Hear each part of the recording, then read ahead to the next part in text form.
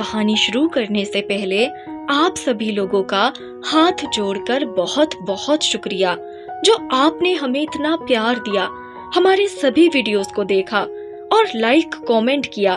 बस आप लोग सब्सक्राइब करना भूल जाते हैं, तो आप लोगों से विनती है कि हमारे चैनल को सब्सक्राइब कर ले, ताकि हम आपके लिए ऐसे ही अच्छी अच्छी स्टोरीज लाते रहें। तो समय को बर्बाद ना करते हुए हम आज की कहानी को शुरू करते हैं। बहू कहाँ मर गई? अंदर से आवाज, जिंदा हूँ माँ जी। तो फिर मेरी चाय क्यों अभी तक नहीं आई? कब से पूजा करके बैठी हूँ, ला रही हूँ माँ जी। बहू चाय के साथ भजिया भी ले आई। सास ने कहा, तेल का खिलाकर क्या मारोगी? बहू ने कहा, ठीक है माँ जी, ले जाती हूँ। सास ने कहा, रहने दे, अब बना दिया है तो खा लेती हूँ। सास ने भजिया उठाई और कहा, कितनी गंदी भजिया बनाई है तुमने। बहू, माँ जी मुझे कपड़े धोने हैं, मैं जाती हूँ। बहू दरवाजे के पास छिपकर खड़ी हो गई। सास भजिया पर टूट पड़ी और पूरी भजिया खत्म कर दी। बहू मुस्कुराई और काम पर लग गई। दोपहर के खाने का वक्त हुआ। सास ने फिर आवाज लगाई, कुछ खाने को मिलेगा? बहू ने आवाज नहीं दी। सास फिर चिल्लाई, भूखे मारोगी क्या? बहू आई, सामने खिचड़ी रख दी। सास गुस्से से, ये क्या है? मुझे इसे नहीं खाना है, इसे ले जाओ। बहू ने कहा, आपको डॉक्टर ने दिन में खिचड़ी खाने को कहा है, खाना तो पड़ेगा ही। सास मुंह बनाते हुए, हाँ तू मेरी माँ बन जा। बहू फिर मुस्कुराई और चली गई। आज इनके घर पूजा थी। बहू सुबह 4 बजे से उठ गई। पहले स्नान किया, फिर फूल लाई, माला बनाई, रसोई साफ की, पकवान और भोज बनाया। सुबह के 10 बज गए। अब सास भी उठ चुकी थी। बहू अब पंडित जी के साथ भगवान के वस्त्र तैयार कर रही थी। आज ऑफिस की छुट्टी थी, उनके पति घर पर थे। पूजा शुरू हुई। सास चिल्लाती, बहू ये नहीं है, वो नहीं है। बहू दौड़ी दौड़ी आती और सब करती। अब दोपहर के 3 बज गए थे। आरती की तैयारी चल रही थी। पंडित जी ने सबको आरती के लिए बुलाया और सबके हाथों में थाली दी। जैसे ही बहू ने थाली पकड़ी, थाली हाथों से गिर पड़ी।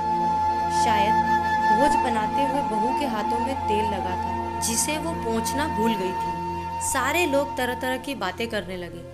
कैसी बहू है, कुछ नहीं आता, एक काम भी ठीक से नहीं कर सकती, न जाने कैसी बहू उठा लाए। एक आरती की थाली भी संभाल नहीं सकी। उसके पति भी गुस्सा हो गए, पर सास चुप रही, कुछ नहीं कहा। बस यही बोल के छोड़ दिया, सीख रही है, सब सीख जाएगी धीरे धीरे। अब सबको खाना परोसा जाने लगा। बहू दौड़ दौड़ के खाना देती, फिर पानी लाती। करीब 70-80 लोग हो गए थे। इधर 2 नौकर और बहू अकेली, फिर भी वहाँ सारा काम बहुत ही अच्छे तरीके से करती। अब उसकी सास और कुछ आस पड़ोस के लोग खाने पर बैठे।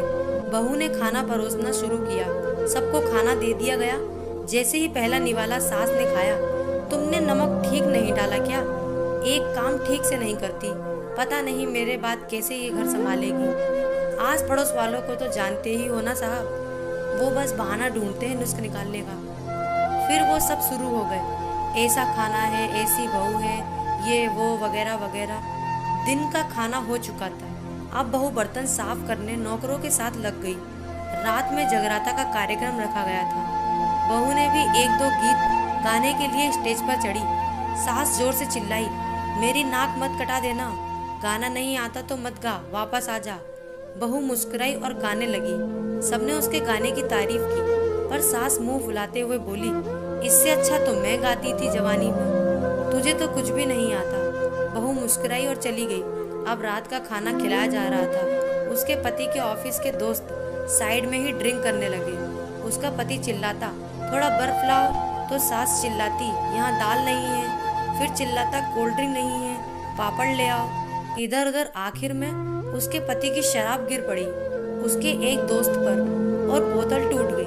पति गुस्से से 2 झापड़ अपनी पत्नी को लगाते हुए कहता है, जाहिल कहीं की, देखकर नहीं कर सकती, तुझे इतना भी काम नहीं आता। सारे लोग देखने लगे। उसकी पत्नी रोते हुए कमरे की तरफ दौड़ी। फिर उसके दोस्तों ने कहा, क्या यार, पूरा मूड खराब कर दिया, यहाँ नहीं बुलाया होता हम कहीं और पार्टी कर लेते। कैसी अनपढ़ गवार बीवी ला रखी है तूने। उसे तो मेहमानों की इज्जत और काम करना तक नहीं आता। तुमने तो हमारी बेइज्जती कर दी। अब आस पड़ोस की औरतों को और बहाना मिल गया था। वो कहने लगी, देखो क्या कर दिया तुम्हारी बहू ने, कोई काम की नहीं है। मैं तो कहती हूँ अपने बेटे की दूसरी शादी करा दो, छुटकारा पाओ इस गवार से।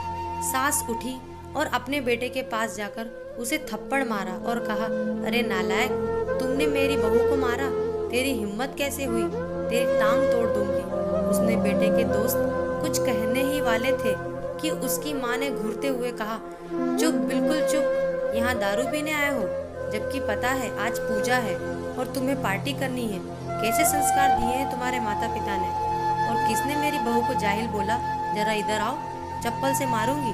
अगर मेरी बहू को किसी ने शब्द भी कहा तो, अरे पापी, तूने उस लड़की को बस इसलिए मारा कि तेरी शराब टूट गई।